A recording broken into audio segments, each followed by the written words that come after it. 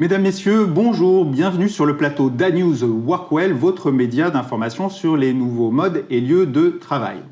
Dans cette émission Parcours, je suis très heureux d'accueillir une directrice chevronnée de l'environnement de travail, Dominique Delattre de Metz. Dominique, bonjour. Bonjour Lionel. Bienvenue, merci d'avoir accepté mon invitation. C'est toujours un plaisir. Dominique, on va parler ensemble des projets que tu as menés, de ta vision sur l'évolution des modes et des lieux de travail. Mais avant cela, c'est le principe de l'émission, elle s'appelle Parcours.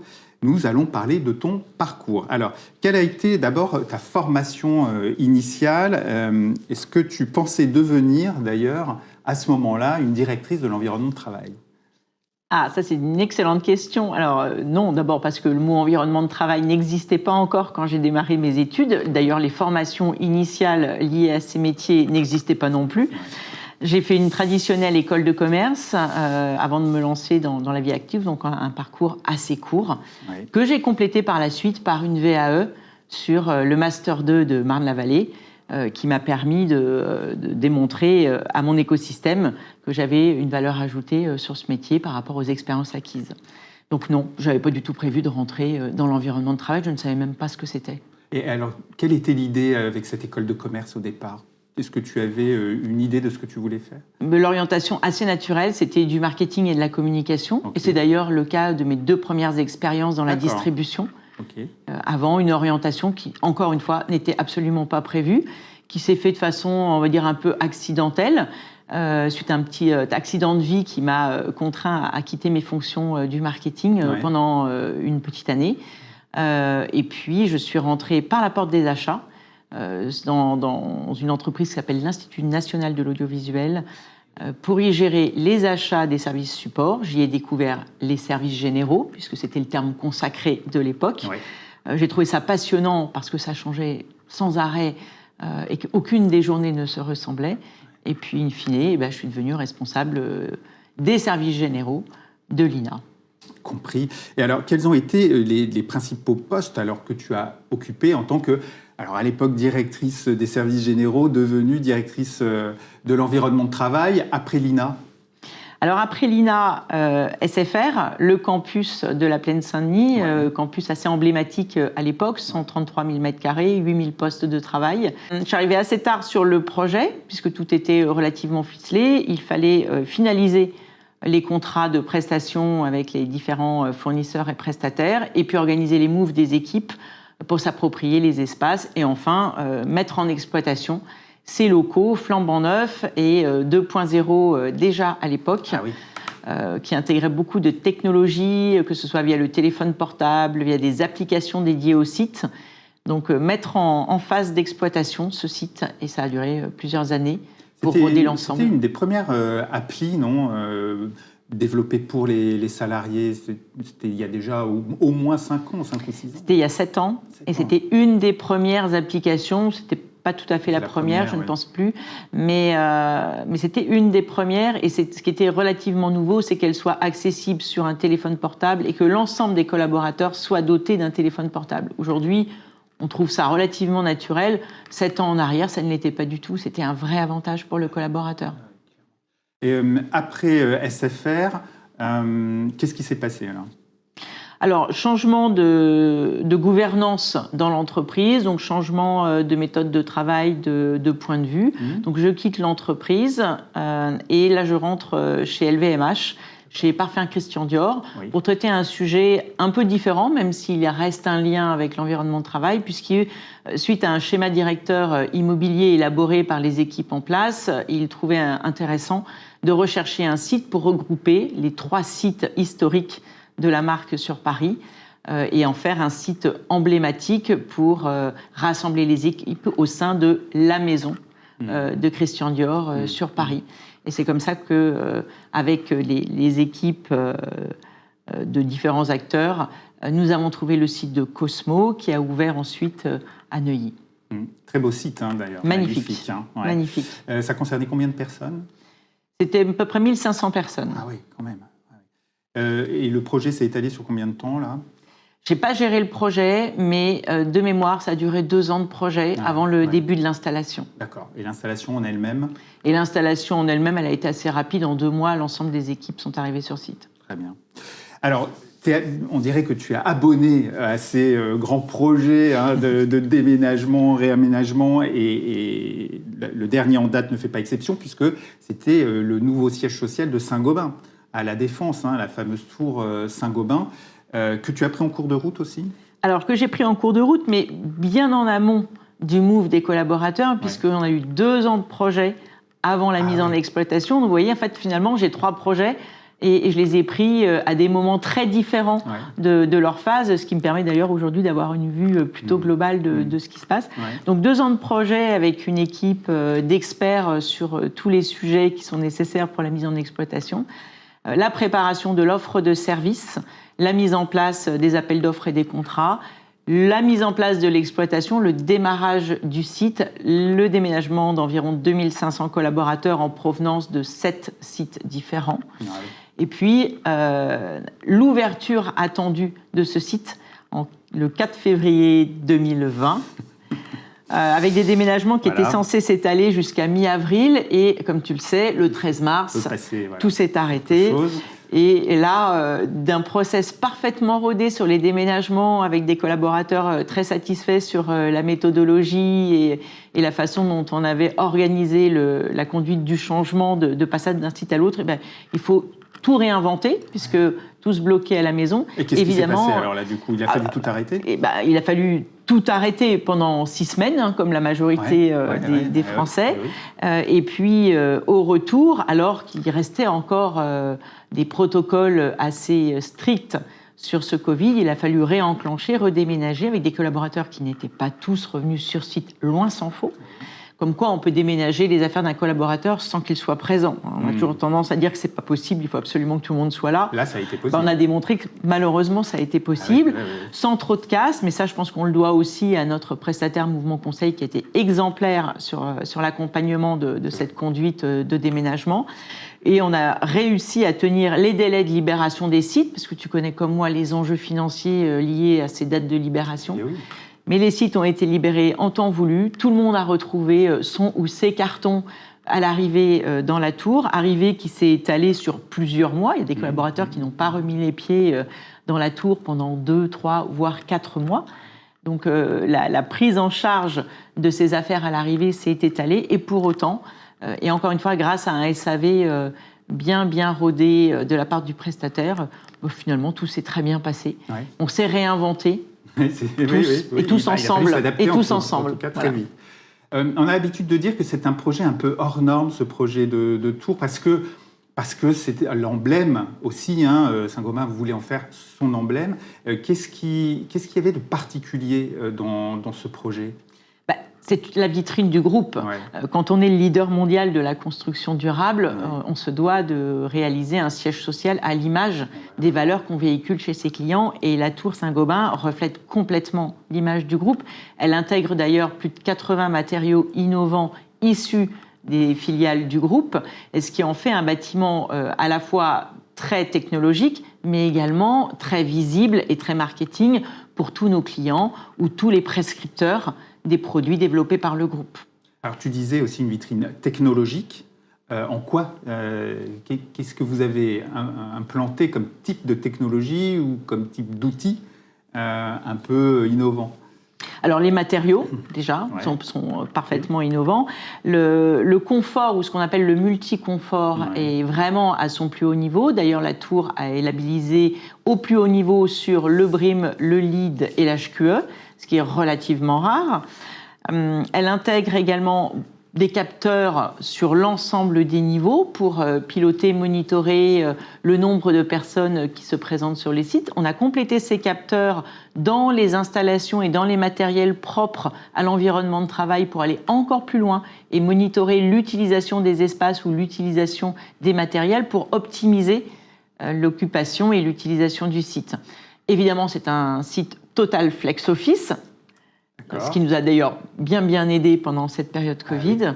Et puis, un bâtiment qui se veut le moins énergivore possible, puisque le sujet de décarbonation est un sujet central de la culture du groupe. D'accord. Donc tous les enjeux actuels, et tu les avais de toute façon sur ce projet-là, hein, clairement. Mais on va y revenir. Avant ça, je voudrais qu'on revienne sur la fonction. Voilà, tu as un parcours où tu as pu voir différentes entreprises, où, comme tu l'as dit, tu es arrivé à différents moments aussi des projets. Avec le recul, quelles sont d'après toi les compétences clés que doit avoir un directeur ou une directrice de l'environnement de travail? Alors, pour moi, j'ai identifié 3 compétences clés. La première, la capacité à manager, à coordonner. Parce que sur de tels projets, il y a tellement d'acteurs, les discussions se font en transverse, les prises de décision aussi, plus ou moins rapidement. Donc le propre du DET, c'est vraiment de, manager ses équipes, mais également faire du management transversal pour s'assurer que l'ensemble des parties prenantes soient bien alignées, même si ça c'est le rôle du directeur de projet, ce que je n'étais pas.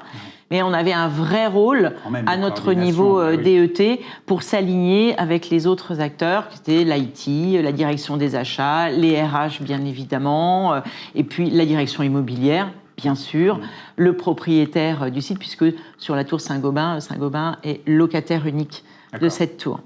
Donc vraiment, cette notion de coordination. Le deuxième sujet pour moi, c'est l'esprit de service. Et c'est d'ailleurs un des grands thèmes que j'ai fait dans cette tour, c'est vraiment d'orienter l'ensemble des collaborateurs de la direction vers cette notion de service poussée au plus haut point pour que le collaborateur puisse obtenir une expérience dite sans couture sur un site technologique, certes, mais confortable et offrant un service premium. Et enfin, la troisième compétence, c'est la capacité d'anticipation et d'innovation. Si on ne veut pas faire et défaire les contrats, faire et défaire les aménagements, il faut les construire de façon agile, avec des nouveautés, prendre les tendances du marché, surfer dessus, mais toujours avoir en tête un retour arrière possible, ou en tout cas une réversibilité, ou la possibilité de faire des aménagements à la marge sans être obligé de tout casser. Donc cette vision globale du métier, des acteurs de la profession, est importante pour nous guider sur la façon dont on choisit une prestation, ce qu'on décide de mettre dans un contrat, ce qu'on demande aux prestataires, et comment on va travailler avec eux sur le plan de progrès pour continuer à innover sans cesse. En parlant d'innovation, on a commencé déjà à en parler, mais du coup, on va revenir sur les enjeux. Avec ces compétences-là, il faut mettre en œuvre, et on a déjà évoqué quelques enjeux, mais d'après toi, aujourd'hui, les directeurs de l'environnement de travail, les directions de l'environnement de travail, quels sont leurs principaux enjeux? À quoi elles doivent répondre principalement dans l'entreprise? Alors, l'hybridation du travail crée sans contexte un vrai bouleversement, notamment sur l'occupation des sites. Tu sais comme moi que le vendredi, il y a étonnamment beaucoup moins de monde présent sur site que le mardi ou le jeudi, par exemple. Entre 5 et 10%, entre 15% au maxi dans certaines entreprises de taux d'occupation. Mais c'est ça, j'observe exactement la même chose. Bon, ça veut dire aussi que la façon dont on a de travailler sur site, avec des contrats qui, eux, sont pleins et entiers sur l'ensemble d'un périmètre avec un nombre de personnes qui occupent le site en permanence, n'ont pas forcément lieu d'être. Donc on a un vrai sujet d'optimisation, certes, de l'empreinte immobilière, mais également de toute l'offre de services qui vont avec et des contrats de prestation. C'est un vrai sujet, et parce que ce n'est pas tout à fait mature chez les prestataires, ils sentent bien que les DET vont dans ce sens parce qu'on va aller vers de la recherche d'économie ou d'optimisation, avec un changement de paradigme sur la façon dont on envisage la distribution du service. Et pour autant, ça ne les arrange pas forcément, d'une part parce que d'un point de vue business, ce n'est pas hyper rentable pour eux, mais aussi parce qu'on est sur des métiers où on travaille beaucoup avec de la masse salariale et qu'on n'ajuste pas la masse salariale aussi facilement qu'on le souhaiterait ou qu'un matériel peut l'être dans une entreprise. D'un jour à l'autre, c'est un peu compliqué. Pour autant, moi j'estime que les DET ont un gros enjeu demain, c'est vraiment l'ajustement de l'exploitation par rapport au taux d'occupation du site. Donc ça veut dire quoi? Ça veut dire aller plus vers de la prestation dite à l'usage, c'est ça? En fonction de l'occupation qu'il y a eu, ou en tout cas de monitorer justement son occupation pour ne pas ouvrir certains espaces, certains jours, en fait. Alors, moi, je n'aime pas trop le mot à l'usage, parce que d'abord, on l'emploie depuis 10 ans, et je trouve qu'il est complètement galvaudé, on ne l'a jamais réellement fait, finalement, même si c'était un vœu pieux.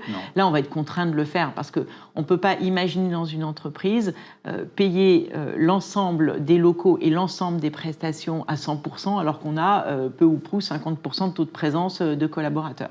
Donc même si on peut imaginer densifier et rassembler des sites, ça se fera dans le temps, puisque le temps de l'immobilier est beaucoup plus long que le temps de l'exploitation. On est sur des baux classiques de 3, 6, 9, quelquefois sur des durées fermes beaucoup plus longues. Donc c'est compliqué pour une entreprise du jour au lendemain de rassembler des équipes. Oui. En tout cas, le timing n'est pas forcément le bon partout. Donc ça veut dire qu'en attendant qu'on puisse densifier ces sites, il y a un vrai sujet quand même d'optimisation pour dégager un peu de ressources financières et en faire autre chose. Et par ailleurs, l'utiliser pour adapter le service à cette hybridation du travail, puisqu'aujourd'hui, le collaborateur réclame un poste adapté à son domicile, des services de type ticket restaurant ou livraison de repas. Il va bien falloir trouver le financement quelque part, et ce ne sera pas une ligne supplémentaire, ça c'est sûr.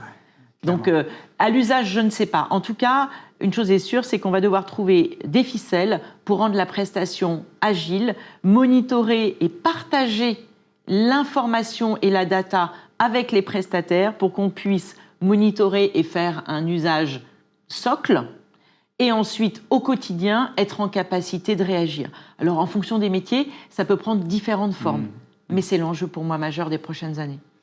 Compris, ça c'est autour du travail hybride. Est-ce qu'il y a d'autres sujets sur lesquels tu réfléchis aujourd'hui ? Le deuxième sujet, et on en parle beaucoup, c'est l'hospitality management. C'est qu'on ne revient pas sur site pour vivre une expérience dégradée par rapport à celle que l'on peut avoir à son domicile. Et on ne revient pas sur site pour passer 8 heures par jour en réunion avec un casque sur les oreilles parce qu'on ne trouve pas la salle de réunion disponible ou 80% des collaborateurs qui sont présents ou invités à la réunion sont eux-mêmes en Teams. Donc je pense qu'on change complètement la façon d'envisager l'environnement de travail et la façon de revenir au bureau et d'utiliser l'espace et d'utiliser le bureau. Quand on y vient, on ne veut surtout pas avoir ni chaud ni froid, une machine à café en panne ou un distributeur sans gobelet, une imprimante sans papier. Enfin, ce sera proprement insupportable puisqu'on y vient moins souvent et quand on y vient, tout va beaucoup plus vite. J'observe que nos journées, quand on est au bureau, sont beaucoup plus longues et beaucoup plus denses parce qu'on concentre sur 2, 3, 4 jours par semaine, ça dépend des accords télétravail des entreprises, mais on concentre l'ensemble de nos occupations sur une seule journée. Donc on y reste plus longtemps et on est beaucoup plus pressé de faire les choses. Donc qui dit moins de temps pour faire les choses et plus de choses à faire, dit nécessairement un service optimum sans irritant. Le fameux bureau sans culture dont tu parles. Voilà. Okay. Et donc, passer en fait de l'exploitation d'un site à l'hospitality management, c'est pas tout à fait la même façon d'envisager le travail avec les équipes et avec les prestataires, encore une fois. Et puis j'ai un troisième sujet. Le dernier sujet. Troisième sujet important pour moi, la décarbonation du poste de travail. On en parle beaucoup. Le décret tertiaire ne va pas tarder à entrer en œuvre. C'est une question de jours. Mois de septembre, là. Voilà, donc c'est fait. Pour autant, on n'a pas forcément eu beaucoup le temps de travailler sur le sujet. Les entreprises ont travaillé notamment sur la production ou sur l'approvisionnement, mais assez peu, en tout cas dans les environnements tertiaires, sur l'usage du bâtiment tertiaire et comment on peut faire pour décarboner le poste de travail. Et là encore, nos prestataires ont un vrai rôle à jouer pour nous accompagner dans cette démarche. Oui, c'est clair. À plus long terme, est-ce que... Alors, je ne vais pas te lancer sur le fameux métaverse, parce que tout le monde en parle, mais est-ce qu'il y a ce sujet-là ou d'autres que tu surveilles plus particulièrement en te disant, pour l'avenir, pour le bureau ou l'espace de travail du futur, ça m'intéresse. Le métaverse, c'est indéniablement l'avenir, y compris pour le travail à distance des collaborateurs, parce qu'on observe aussi une fatigue du Teams. Les collaborateurs trouvent ça assez pénible de passer 6, 8, 10 heures quand ils sont à leur domicile en Teams. Donc je pense qu'il va falloir, là encore, utiliser l'innovation technologique pour faciliter cette expérience et la rendre plus casual avec ses collègues ou son manager ou les équipes transverses avec lesquelles on travaille. Le métaverse est une des solutions mais l'idée, c'est existe le casque sur la tête, existe le PC portable, et repensons autrement et retrouvons-nous dans un espace, certes virtuel, mais en semi-présentiel, dans du semi-virtuel finalement, où tout le monde se voit et collabore mieux qu'à travers un canal informatique. Ça, c'est sûr. Il y a un autre sujet quand même, moi, qui me semble en grosse montée de puissance, c'est la santé des collaborateurs, puisque le Code du travail a évolué. Aujourd'hui, l'employeur n'est plus seulement responsable de la santé physique des collaborateurs, mais également de sa santé psychologique. Or, en sortie de crise, on a tous vu qu'on a des collègues qui vont plus ou moins bien, qui vivent plus ou moins bien également la situation, qui ont du mal à s'adapter. Et là où certains réclament 3, 4, voire 5 jours de télétravail, d'autres n'en veulent surtout pas. Et l'entreprise doit rester inclusive et donc répondre à l'ensemble de ses besoins des collaborateurs. Donc j'ai un vrai sujet sur comment dans l'entreprise on va pouvoir prévenir le risque santé du collaborateur en lui inculquant des animations, en lui donnant des conseils, et comment on va pouvoir le suivre, l'observer efficacement, parce qu'on sait très bien qu'à distance, c'est beaucoup plus compliqué de se rendre compte qu'une personne va un peu moins bien. Oui. Là, les managers vont être beaucoup mis à contribution, mais les services dits support ou transverses doivent aussi participer, d'après toi. Les managers vont être mis à contribution à condition qu'ils sachent le faire. Donc il y a un vrai sujet aussi sur la formation des managers à accompagner cette hybridation du travail. C'est pas inné pour tout le monde, il y en a qui s'en sortent très très bien, d'autres qui ont plus de difficultés. Il faut aussi accepter ça et accompagner l'ensemble. Maintenant, l'environnement de travail, notre rôle, ça restera malgré tout de mettre à disposition des espaces et des services qui permettent aux collaborateurs de conserver ce lien social et de faire du lieu de travail un hub social où on aime se rencontrer, mais pour réellement collaborer en présentiel, festoyer avec les équipes, ce fameux moment de convivialité, cet échange qu'on a tous eu autour de la machine à café où à 2, à 3, on se dit « Ah, mais bon sang, bien sûr !» C'est ça la solution. Pourquoi je n'y ai pas pensé ? Juste parce qu'on était tout seul hier, dans son bureau ou dans son salon d'ailleurs, quand on a un peu moins de chance, et qu'aujourd'hui on se retrouve en train de discuter et qu'on sait très bien que le collectif crée beaucoup plus de valeur ajoutée que l'intuitu personnel. En parlant de salon, est-ce que tu penses que la direction de l'environnement de travail, demain, va devoir beaucoup plus accompagner aussi les télétravailleurs, qu'elle ne le fait aujourd'hui, que ce soit en équipement, en service, en santé, sécurité, etc. C'est-à-dire, finalement, pas seulement s'occuper du lieu de travail bureau, du site, mais aussi finalement du travail qui est réalisé ailleurs, à distance. Mais Lionel, je suis frappée par une chose. Ça fait 20 ans qu'on me parle d'ergonomie au poste de travail. C'est vrai. Ça fait 2 ans et demi maintenant qu'on fait travailler nos collaborateurs à distance et que personne ne se soucie de savoir s'ils sont bien installés chez eux. Or, on sait qu'on a des collaborateurs qui travaillent assis dans leur lit, dans leur canapé, sur une chaise de cuisine, sur la table du salon. Mal éclairés. Et une toute petite proportion qui ont la chance d'avoir une pièce dédiée avec de l'espace, une imprimante, un écran supplémentaire. Mais c'est un très très faible pourcentage. Moi, je salue un exemple, je ne sais pas si j'ai le droit de le nommer, de la société Accenture. Je ne les connais pas par ailleurs, mais je sais qu'ils ont ouvert une plateforme qui s'appelle Bluedigo pour leurs collaborateurs avec une dotation en matériel de manière à ce que chaque collaborateur puisse acheter avec l'aide de l'entreprise le matériel dont il a besoin par rapport à son propre besoin et non pas un matériel standard pour tout le monde pour équiper son domicile. C'est d'autant plus important qu'on n'a pas tous la même surface, on ne dispose pas tous d'un espace dédié au travail, donc je crois que seul le collaborateur sait de quoi il a besoin pour travailler. Donc tu vois, on rejoint cette notion de santé parce que les TMS vont réapparaître si on ne fait rien. Tout ce qu'on a réussi à supprimer au poste de travail dans l'entreprise, on va le recréer au domicile. Donc je ne vois pas comment en fait dans les années à venir, tout ça demande un petit peu de temps pour s'organiser, mais je ne vois pas comment l'employeur pourrait être exempté du confort de travail du collaborateur à son domicile. D'accord. On reste dans le partage d'informations et d'expériences. J'aime toujours demander à mes invités s'il y a une innovation, un projet récent qui les a marqués, qui a retenu leur attention récemment. Est-ce que dans ton cas, tu peux partager comme ça une innovation, une idée, un projet qui t'a marqué? Alors moi, j'ai découvert un projet à l'occasion d'un salon au premier semestre de cette année. C'est le projet Château Forme Inside, que je trouve vraiment disruptif et très adapté à tout ce dont on vient de parler, notamment l'hospitality management, l'expérience sans couture, l'évolution du service, l'adaptation du service à la présence. Donc, pour ceux qui ne connaissent pas, Château Forme Insight, c'est vraiment donner les clés de nos espaces business, de nos salles de réunion, de nos centres de conférences à la société Château Forme, qui est très connue pour l'organisation de séminaires haut de gamme sans couture, pour le coup, en expérience, ou trouver un irritant, moi j'en ai jamais trouvé en tout cas, et donc ils ont un énorme savoir-faire, avec en plus cette chaleur humaine supplémentaire, ce petit supplément d'âme dont on a besoin en entreprise aujourd'hui pour faire revenir les collaborateurs et pour recréer du lien.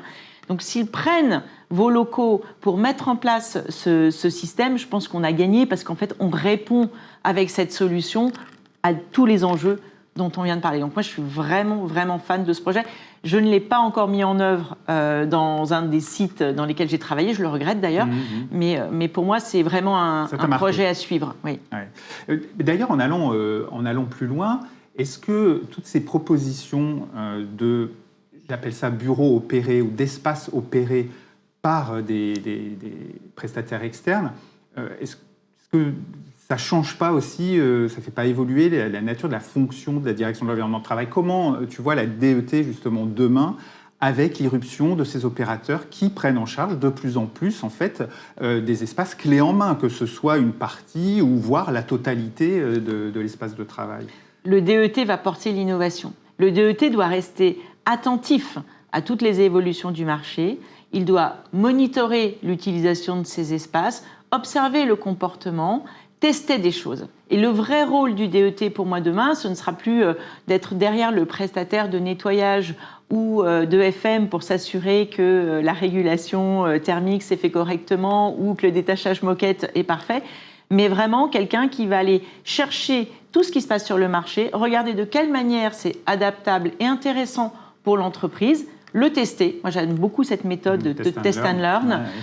Et ensuite l'intégrer, mais en faisant confiance à des experts. Et c'est ce passage de relais entre la vision du marché, du métier, la vision de l'entreprise et l'expertise des prestataires.